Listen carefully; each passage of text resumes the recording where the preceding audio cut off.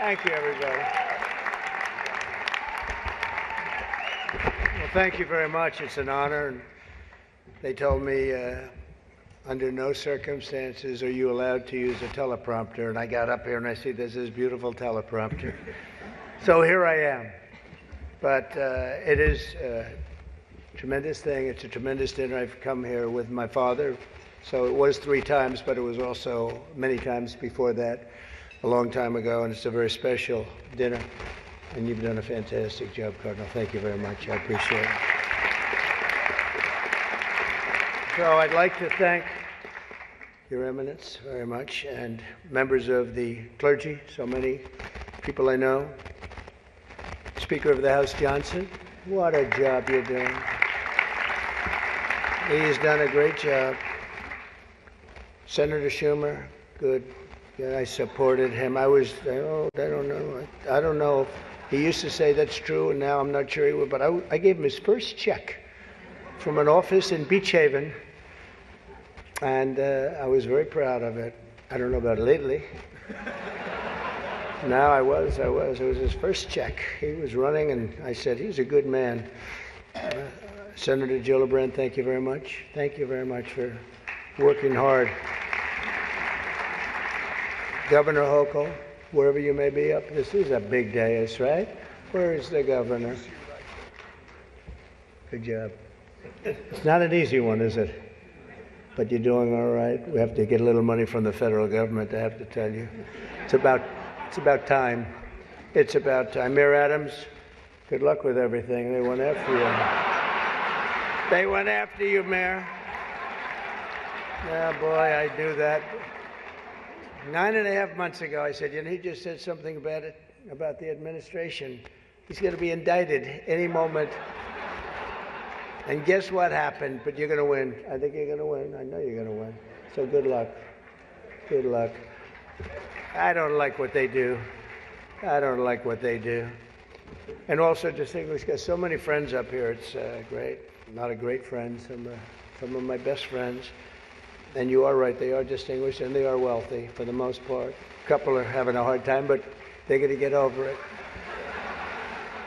I also want to thank my very beautiful wife, and thank you for mentioning, but can you believe this? She did a book, and it's a really good book, and she worked hard on it, and it just became #1 on the New York Times list, so I think that's okay. That's not an easy thing to do, especially when your name is Trump and you're on the New York Times list. That must be selling like hotcakes. But thank you for mentioning. I appreciate it. Good job you did. It's a true pleasure to be with you this evening. Amazing pleasure. And these days it's really a pleasure anywhere in New York without a subpoena for my appearance. Anytime I don't get a subpoena, I'm very happy. They've gone after me, Mr. Mayor. You're peanuts compared to what they've done to me. And you're going to be okay. But I have to be careful, however, to understand that this will be the first time in the history of this event where jokes will be fact-checked, and they will be. And they will be. It's been a long tradition for both Democrat and Republican candidates for President of the United States to attend this dinner. It's a rule. You got to go to the dinner. You got to do it. Otherwise, bad things are going to happen to you from up there. You can't do what I just saw on that screen. But my opponent feels like she does not have to be here, which is deeply disrespectful to the event, and in particular to our great Catholic community. Very disrespectful.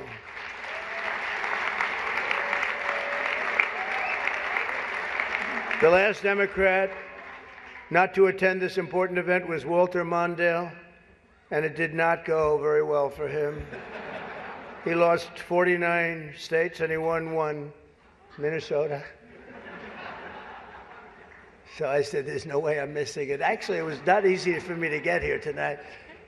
Cardinal, I wasn't going to miss this thing, no matter, I didn't care. I wasn't going to miss it. But that's true, Walter Mondale, 49-1. He was expected to do well, and it didn't work out. It shows you there is a God. I mean, for those people that are questioning it. I understand the real reason that she's not here is she's hunting with her running mate, spending a lot of time hunting. In any event, it's a weird. You know the word weird. They call me weird. They call JD weird. We're very solid people. This guy is calling us weird, but this was weird that the Democrat candidate is not here and with us tonight. I want to also congratulate somebody's going to make us all healthy. RFK Jr., we love you. I don't see him. He's campaigning all over the place. He's campaigning.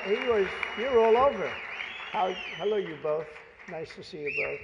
You're doing a good job. He's a great guy, too. He really is. He's going to make us a healthier place. We're going to let him go wild for a little while. Then I'm going to have to maybe rein him back. Because he's got some pretty wild ideas, but most of them are really good, I think. He's a good man, and he believes the environment, the healthy people. He wants healthy people. He wants healthy food, and he's going to do it. He's going to have a big chance to do it because we do need that. I would not have missed the Al Smith dinner for anything in the world. I still remember coming here as a very young guy with my father, Fred. He was a great guy, my father. He was a tough cookie, but he had a very big heart. Anytime we'd walk down the street, and you don't see it too much anymore, there'd be people standing with tin cans, and he would always take out $100 and put it in that can. And I always thought it was beautiful. And frankly, I even think more so now it was beautiful, because nowadays you don't see it so much. But I miss him, and we used to come here very religiously. And a great New York tradition has been born 79 years ago. It was born 79 years ago, and there are some people that were here for almost that length. I know many of them, and it's not a pretty picture. Not a pretty picture. The two candidates for president are supposed to exchange good-natured barbs, and you know we get along very well. I didn't like Biden very much, and now I like him quite a bit. You know, and now I say that she's much worse than him. He was a much better candidate than her, actually. And when we hopefully win, dispose of her, I like her a lot, but right now I can't stand her. It's true. I can't stand her. I've never liked people that I was competing against. When you do, a lot of bad things happen. And we are doing well. By the way, the votes are starting to come in. You got to get out and vote. And Catholics, you got to vote for me. Just remember. You better remember I'm here. And she's not. I could have done that too. But you do something that's incredible. The Catholic Church, you're helping the poor, educating children, and supporting the vulnerable. But if you really wanted Vice President Harris to accept your invitation, I guess you should have told her the funds were going to bail out the looters and rioters in Minneapolis, and she would have been here, guaranteed she would have been here. Guaranteed. She would have been okay. She would have been okay with that. But I know this isn't my normal crowd tonight, because it just isn't. It's not my normal crowd. Believe me, my normal crowd is younger, has a lot more energy. But you have certain advantages too, like cash, lots of cash. But many of you are Manhattan liberals from the media and the Democrat Party.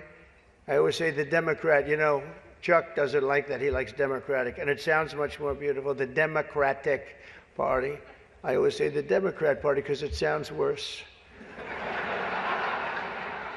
It is true. He likes Democratic. Why don't they just change the name? This way, you know, it is Democrat. But I must say I was shocked when I heard that Kamala was skipping the Al Smith dinner. I'd really hoped that she would come, because we can't get enough of hearing her beautiful laugh. She laughs like crazy.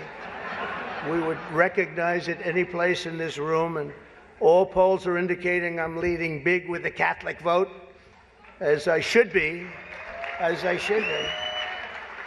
But I don't think Kamala has given up yet. She hasn't. Instead of attending tonight, she's in Michigan receiving communion from Gretchen Whitmer.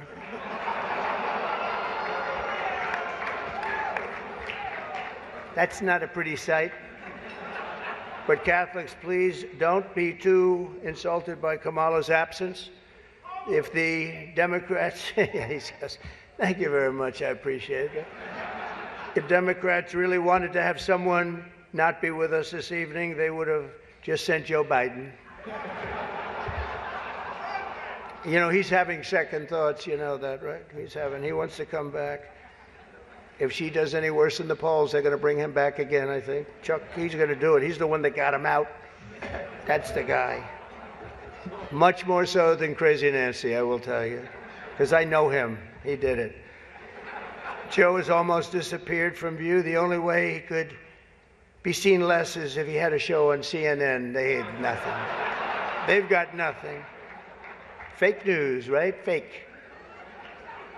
That term wasn't good. You know, they say that term is no longer in vogue because it's much worse than fake. I don't want to tell you what the real name is. I won't do it because all those cameras would shut off immediately. They don't like that. But apparently Joe didn't think it was fair for me to have the podium to myself with Kamala skipping the event. So he called, looked at me, and said, don't. Does anybody understand that? Yeah. I thought it was actually very good until just now.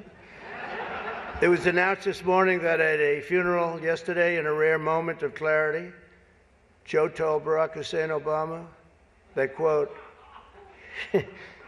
only a few people got that.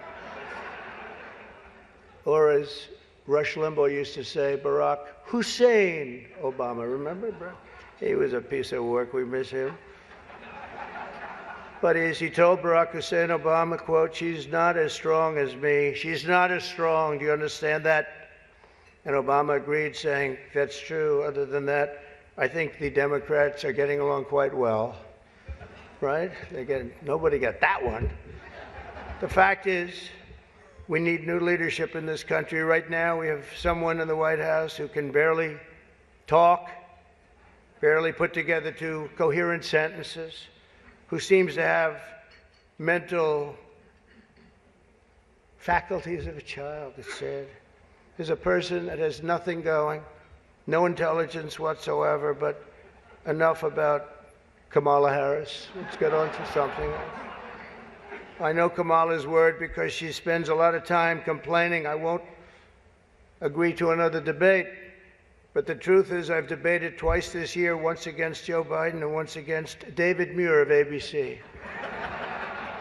That was amazing, 11 times. None for the other side. Do you think that's fair news? I don't think so. That's fake news. I don't know what's going to happen 3 weeks from now. It's going to be very interesting. It just started. It's actually, isn't it sort of exciting? Right? It really, isn't it just exciting what's going on? It's a process. It's a rough process, too.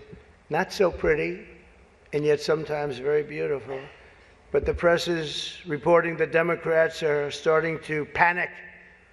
They're panicking. They are panicking because, you know, the votes that are coming in very, very strong, a certain way. I won't tell you what way that is, but Chuck Schumer is here looking very glum. Doesn't he look glum? He looks glum. But look on the bright side, Chuck, considering how woke your party has become. If Kamala loses, you still have a chance to become the first woman president.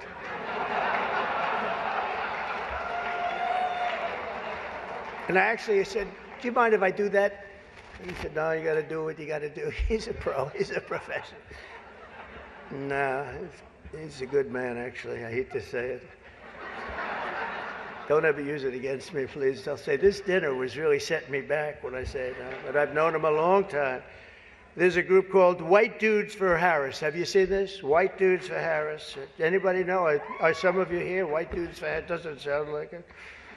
But I'm not worried about them at all because their wives and their wives' lovers are all voting for me. Every one of those people is voting for me. And as you may have seen, Kamala did an interview on Fox News yesterday. It went so poorly for her that the Democrats have been forced to install another 100 drop boxes throughout the city. And the upside really is Kamala now sees the benefit of deportation. She wants to deport people. She's vicious. She wants to deport people, and she wants to start by deporting Bret Baier, Fox. It's an interesting interview last night. Huh? A major issue in this race is child care, and Kamala has put forward a concept of a plan.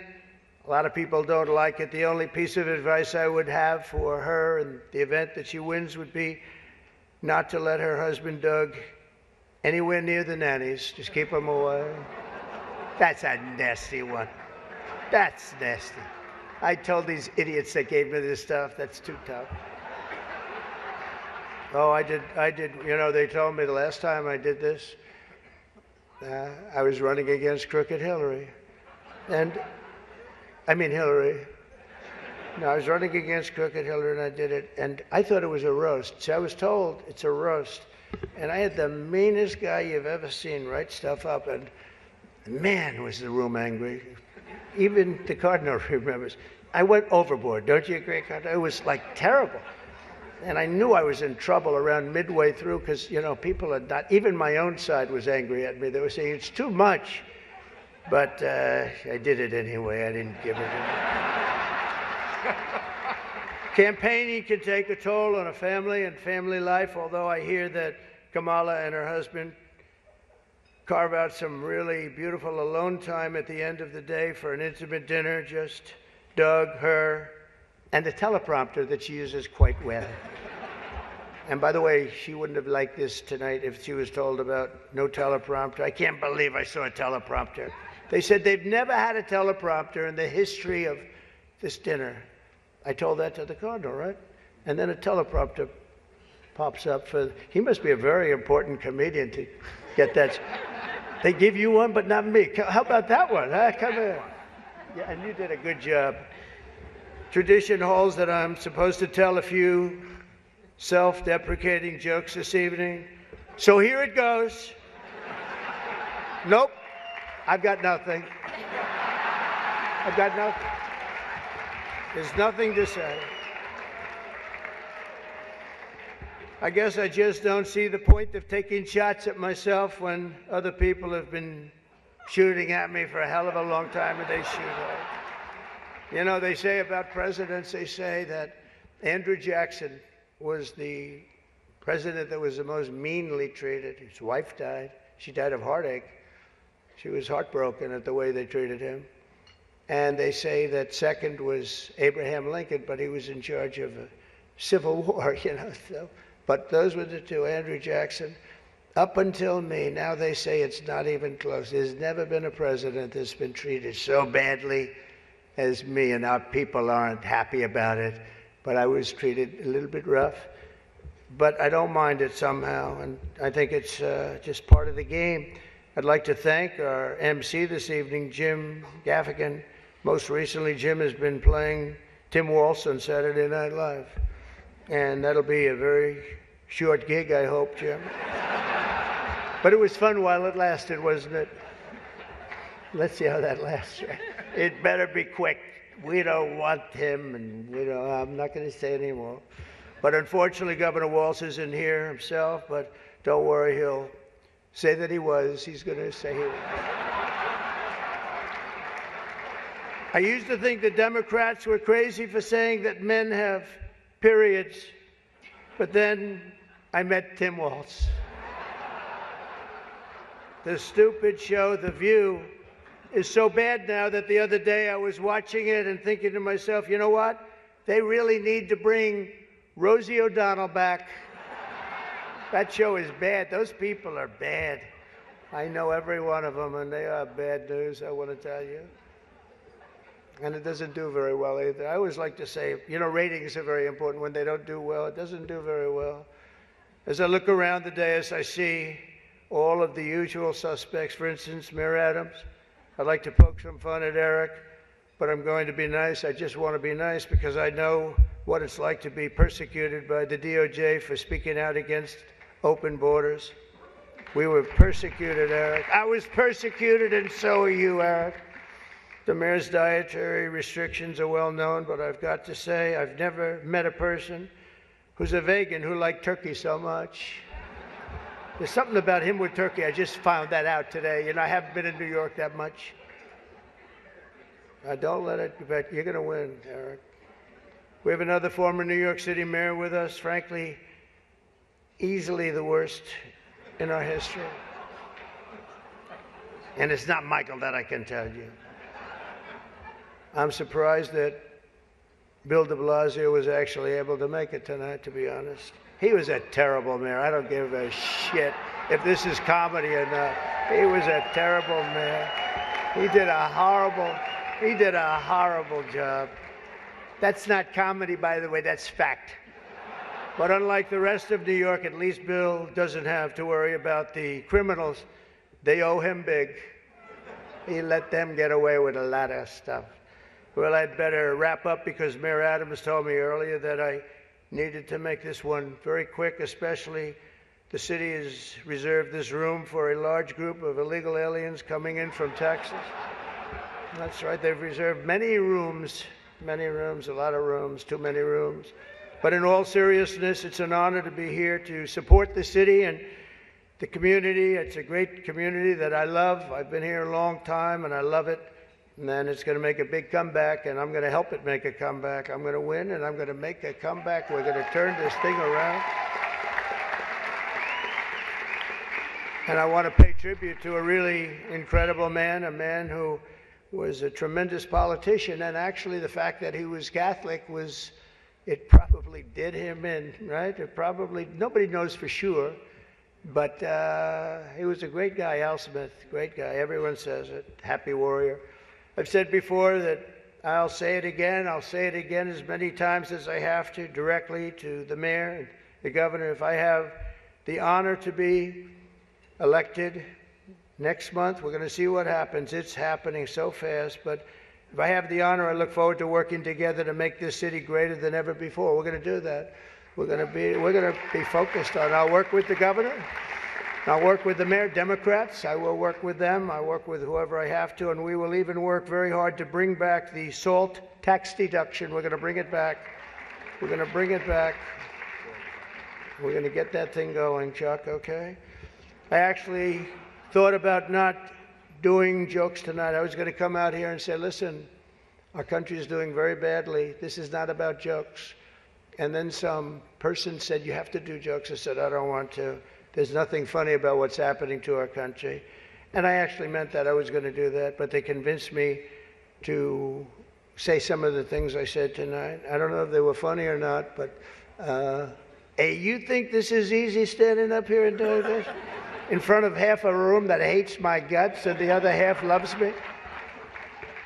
Half of us love me. Well, maybe it's, I think 75% love me.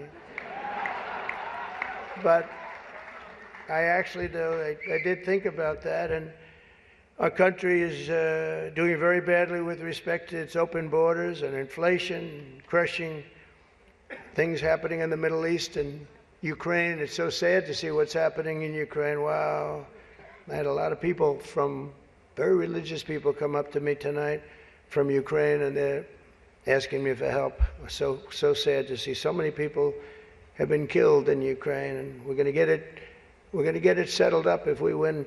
As I'm president-elect, I'm going to get that done. I'm going to do it before we ever get back. We have to get it stopped. Too much killing. It's killing, and all of those cities are coming crashing down. Those beautiful golden domes are crashing down on their sides. They're so sad to see. The whole thing is so sad. So we're going to be, for all those people, there's so many people came up to the dais, and religious people from Ukraine, and I'm going to say, and I told them, don't worry, we're going to get it stopped. It's too bad it ever started. It should have never started. It wouldn't have started. But we're going to have our country respected again. We're going to make sure that it's respected, and we're going to go out and do very good things for ourselves as a country and for the world. These are challenging times for our beautiful USA. But I'm committed to working with every partner here in New York and all across the nation to build an America that once again is strong and safe and proud and prosperous and free. We're going to make sure together we can create a future defined by great ambitions and grand achievements that once again inspires the dreams of our children, brings back the American dream. You don't hear about the American dream anymore. We're going to make it possible for them to have the American dream. This is a very religious evening to me. It really is. It represents so much. My sister was somebody that loved the church and gave to the church. The cardinal knew that. Had a certain priest that she thought was incredible, right? A certain very, very fine man that she thought was incredible. Having recently, myself, survived 2 assassination attempts. They survived. I have a chart that went down to the right. Fortunately, I looked at it. It's my all-time favorite piece of paper. But it went down, and I looked to the right, and I said, you know, was that luck? What was that, luck, or was that God that did that? And I think it was God that did that. I do. But I have a very fresh, Cardinal, I have a very fresh appreciation for how blessed we are by God's providence and His divine mercy. I mean, that was something, I was not supposed to be here tonight. That I can tell you. So with God's help, I know there is nothing that cannot be achieved. We can achieve so much good with this country and get together and unify. I want to thank the Al Smith Foundation for its noble work, and I want to express my tremendous gratitude to the Catholic community. It's a great community. It's a community I've gotten along with all my life. I tell you, when I was president, I was in the Oval Office and I got a call from the Cardinal. And he said, we need help. It was during the China virus. I want to be accurate when I describe it. And he said, we need help. Our schools are in devastating shape. They needed much more than $1 billion. I won't even tell you the number, but much more than $1 billion. But I've known the community and I've known the schools. I know so many people that were educated in the Catholic school system, and they are great, and they just speak with it like with love, much more so than almost any system that I've seen. And he said, sir, we have a big problem. We need a number of billions of dollars, or we're going to have to close down the New York school system, the whole system in New York. And I said, give me 15 minutes. I think I can find it. And we gave him billions of dollars. And you know what? He stayed open, and they thrived. And to this day, I hear you did just about the best job there is in education. So, and that was always an honor. That was always. And every time he sees me, he says, thank you very much. I said, I know what you're talking about, but we worked together. We were a good partnership, right? We got that money in about 15 minutes, billions, and it was put to very good use. But I just want to thank everybody. This is a special evening. It's a very serious evening, I think. We have some serious problems in the world, but they're going to get solved, and we're going to make America great again. And thank you very much, and God bless you all. Thank you. Thank you very much.